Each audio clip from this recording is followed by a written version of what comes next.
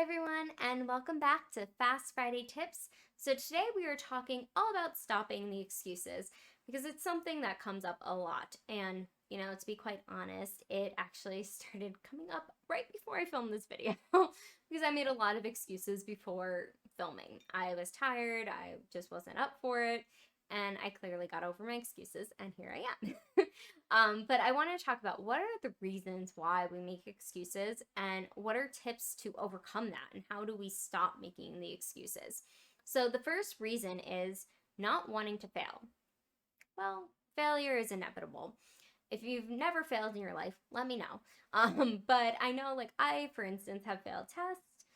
There's been failed cooking recipes, business ventures, different aspects in life, but it's recognizing too that failure is a part of life and that's how we grow, we learn. Because if we never failed, how do we know success? How do we appreciate success as well? So one of the tips, the first one, is identify your weaknesses so you can work on them.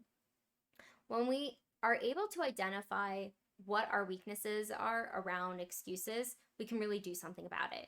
So for instance, a lot of people will make excuses around a healthy lifestyle. I don't have time, I'm tired, that's a lot of work, that's expensive, I don't have access to that. I mean, I could go on. But it's being able to identify what is the common thread of like what you're saying of excuses and start working on that so you can counteract that when it comes up.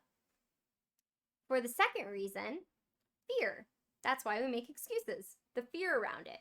Not wanting to get out of our comfort zone or not wanting to take a risk. So if you ever seen the graph, there's like a little tiny dot on it and it's like comfort zone, and then everything outside of the comfort zone is like around it. And that's a testament to not wanting to take that next step or something that might not know what's going to happen. There's like a fear around it, and the fear might be unknown, but not wanting to take a risk or not wanting to know something different or moving forward in a different way. So that's the reasons why. But the number 2 tip is to not focus on the past. So if you are fearful of something, maybe it's a new business venture, and you're like, well, I've done something like that before. I'm not interested in doing that. Or for relationships, for instance, if you have been through a breakup and you're ready to start dating again, but you're not ready, you're like, well, they're going to be just like this last person, or everybody's like that, like kind of generalizing or overgeneralizing. And a lot of times, especially in relationships, it could be really hard to put your heart out there again and be open.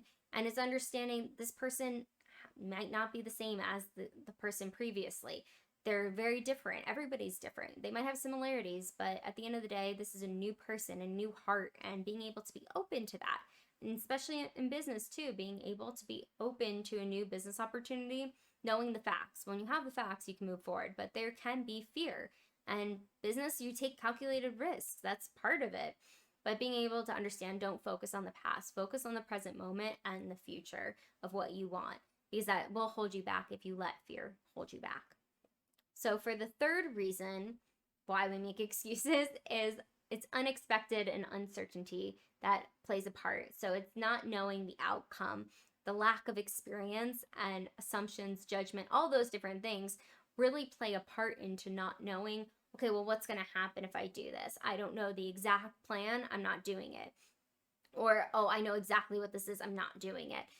Even in relationships too, assuming that a person is a certain way when you haven't even really met them or haven't really communicated with them and really found out what they're about. So that could really hinder your growth in so many different ways, not just in business, not just in relationships, financially, and just your overall health as well if we're making assumptions about certain things. So what can you do? Tip number 3, know your strengths and focus on them. So if you know in your gut decisions are usually spot on, you know you are certain of what your strengths are, what you have to offer in the relationship, in the business, whatever it may be, but being able to really focus in on that can help you build away from the excuses of holding yourself back or stopping yourself from moving forward in any aspect of life. And the 4th reason, not wanting to make a mistake. Making mistakes can be so valuable and beneficial, and it builds character. Mistakes are a part of life, just like failure, like we were mentioning in the first reason, But when we make a mistake, it helps us learn and grow. If we are repeating that same mistake, that becomes a pattern, and that's something slightly different. But when we make a mistake, it's recognizing I made a mistake. And that's where my tip number 4 comes in. When mistakes happen, take responsibility. Take ownership over that. When we're able to take that ownership of, I messed up, I'm going to do better next time, that can really go a long way. Being able to recognize nobody's perfect. I know I'm not, but when we're able to really understand, okay, this is what went wrong. How can I fix it for the next time? How can I be more mindful and aware so this doesn't happen again? And really owning that. I think that can go so far just in anything we do. I know that's helped me tremendously. And I have a bonus tip. Tip number 5, don't compare yourself to others. Your page 5 is going to look very different than someone's page 500.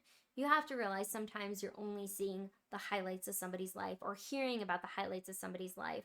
And at the end of the day, you're all on different journeys. You might have similar paths as an entrepreneur, but your journey is going to be different, and it's okay. And recognizing that the only person you can compare yourself to is yourself. Because if you are improving just 1% every single day, that could be 365% better in a year. And recognizing too that everybody is different, and when we focus in on solely our stuff and what's going on our path, we can really thrive and grow, and that's what it's about. So I really hope these tips were helpful for you. Let me know in the comment section what tip really resonated with you that you're going to start doing, or maybe one of the excuses that I said that you resonated with. Let me know, and make sure to subscribe and like, and thanks so much for joining. I'll see you very soon.